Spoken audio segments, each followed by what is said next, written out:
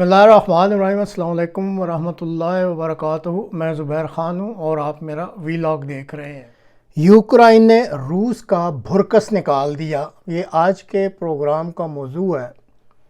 فروری 2022 جب سے روس اور یوکرائن کے درمیان جنگ شروع ہوئی ہے،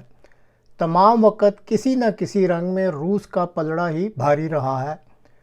اور اس وقت بھی مشرقی یوکرائن میں جاری جنگ میں روس روزانہ کی بنیاد پر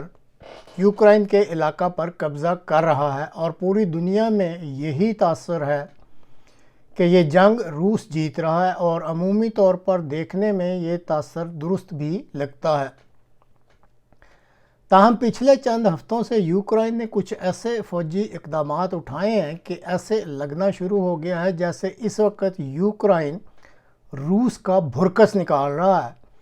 امریکہ کی طرف سے دور تک مار کرنے والے ATACMS میزائل یوکرائن کو مہیا کیے گئے، لیکن واضح طور پر یوکرائن کو بتلا دیا گیا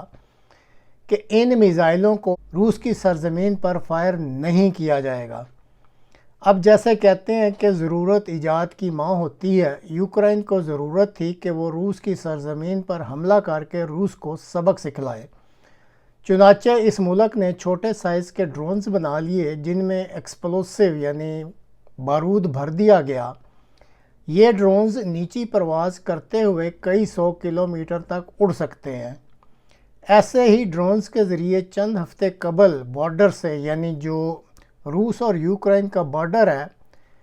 اس بارڈر سے یوکرائن سے کا جو بارڈر تھا، اس سے 360 میل دور روس کے علاقہ اسٹراخان ریجن کے ایئر فیلڈ پر حملہ کیا گیا،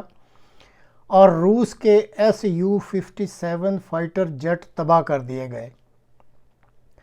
اس کے بعد پھر یوکرائن روسی بارڈر سے 930 میل کی دوری پر واقع رشین ریپبلک باشکورتوستان میں واقع گیس پرام کی آئل ریفائنری پر حملہ کر کے اسے شدید نقصان پہنچایا گیا، اور اس کی پیداواری صلاحیت 14% سے کم ہو کر 10% رہ گئی۔ پھر ایک اور حملہ کیا گیا جو بارڈر سے 1100 میل کی دوری پر واقع مرمانسک اولنیا بیس پر کیا گیا، اور روس کے انتہائی جدید بمبار طیارے Tu-22M3 تباہ کر دیے گئے۔ روسی حکام اور روسی عوام یوکرائن کی طرف سے روسی علاقہ میں اتنی دور تک حملے کرنے کی صلاحیت کی وجہ سے سخت پریشان اور سراسیمہ ہو گئے ہیں۔ لاپوروسیا کے علاقہ میں روس کے 93 اور 3 بریگیڈ کے پروفیشنلز کی طرف سے موٹر سائیکلوں کو استعمال کر کے یوکرائن کی افواج پر حملے کیے جا رہے تھے۔ یوکرائن نے اس کا بھی توڑ نکال لیا، اور گزشتہ ہفتہ یوکرائن کے متعلقہ بریگیڈ نے روس کے 58 تباہ شدہ موٹر سائیکلوں کی تصاویر جاری کر دی ہیں، جس کی وجہ سے روس کی فوج میں مزید مایوسی کی لہر دوڑ گئی ہے۔ یہ جو آپ ویڈیو دیکھ رہے ہیں، زمینی جنگ کے نقطہ نظر سے یوکرائن نے ایک مزید حیرت انگیز کامیابی حاصل کر کے امریکہ کو بھی حیرت زدہ کر دیا ہے۔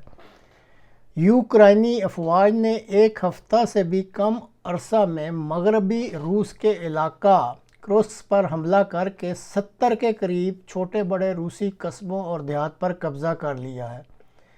میں اس کو دہراتا ہوں کہ روس کے علاقے یعنی روس کی باؤنڈری میں کرسک پر حملہ کر کے روس کے 70 کے قریب چھوٹے بڑے روسی قصبوں اور دیہات پر قبضہ کیا۔ یہ وہ علاقہ نہیں ہے جو روس نے یوکرائن سے چھینا ہوا ہے، بلکہ یہ علاقہ پیورلی خالصتاً روس کا اپنا علاقہ ہے جس پہ یوکرائن نے حملہ کر کے قبضہ کر لیا ہے۔ اور یوکرائن کے دعوے کے مطابق روس کا 400 میل کا علاقہ یوکرائن نے ایک ہفتے سے بھی کم دنوں میں حملہ کر کے فتح کر لیا ہے۔ اب یہاں یہ وضاحت ضروری ہے کہ روس کا یہ جتنا علاقہ یوکرائن نے ایک ہفتے سے بھی کم عرصے میں فتح کیا، اتنا علاقہ تو روس نے اس جاری سال میں، یعنی یہ جو جاری سال چل رہا ہے جس کا یہ اب 8واں مہینہ ہے، ان پورے 8 مہینوں میں روس نے اتنا علاقہ تو یوکرائن کا بھی فتح نہیں کیا تھا جتنا یوکرائن نے ایک ہفتے سے کم عرصے میں روس کا علاقہ فتح کر لیا ہے۔ اب یوکرائن کے صدر ان اقدامات پر بہت خوش ہیں، اور ان کے مطابق یوکرائن کے ان اقدامات نے روسی قوم، افواج اور حکام کو نفسیاتی الجھنوں کا شکار کر دیا ہے، کیونکہ یہ سب جو روسی حکام یا قوم ہے وہ یوکرائن کو جس طرح کا ترنے والا سمجھ رہے تھے، یوکرائنی صدر کے مطابق یوکرائن ایسا ملک نہیں نکلا اور نہ ہی یوکرائنی قوم ایسی قوم نکلی ہے جو کہ روسیوں کے لیے ترنے والا ثابت ہو۔ نفسیاتی جھٹکوں کے ساتھ ساتھ یوکرائن کے ان کامیاب اقدامات نے روس کو معاشی اور اسٹریٹجیکلی بھی شدید نقصان پہنچایا ہے۔ روسی صدر یوکرائن کی طرف سے روس کا بھرکس نکالے جانے کے بعد جو صورتحال پیدا ہوئی ہے اس پر غور کرنے کے لیے انہوں نے سینئر روسی حکام کے ساتھ سوموار 12 اگست کو ایک میٹنگ کی، اور اس میٹنگ میں یہ فیصلہ کیا گیا ہے کہ یوکرائن کے ساتھ جو جنگ اس وقت مختلف محاذوں پر جاری ہے وہاں سے کوئی روسی فوج نکال کر کرسک ریجن میں نہیں لائی جائے گی، بلکہ خود جو سورسز ہیں روسی افواج کے انہی کو استعمال کرتے ہوئے کرسک ریجن میں جو یوکرائن نے دخول کیا ہے، ایک تو اس کو جو روسی حکام ہیں انہوں نے یوکرائن کی اس کارروائی کو دہشت گرد کارروائی قرار دیا ہے